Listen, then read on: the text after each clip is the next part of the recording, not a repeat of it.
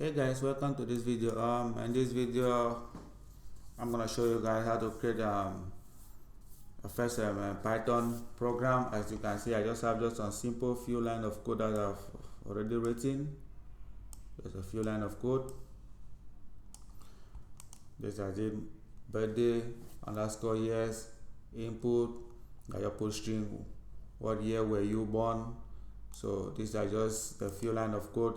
So this is just age calculator, you may call it, my first Python program. So when I just click here stop, let me run it again.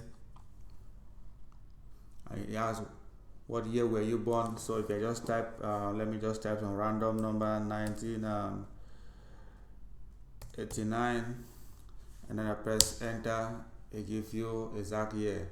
So if I say click again run, and then I type my number of year, let me just say 1999, because the age limit here is at the present 2019. So after, if you go above, it's not gonna work. So I just put here 2019. So let me just put 1999. I just press enter, give me a 20. So it's just a simple way to just create a first Python program.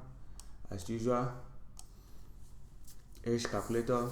So thank you guys for watching. Love and share this video, and if you are new to this channel, please subscribe, and if you have any comment, please leave it down below.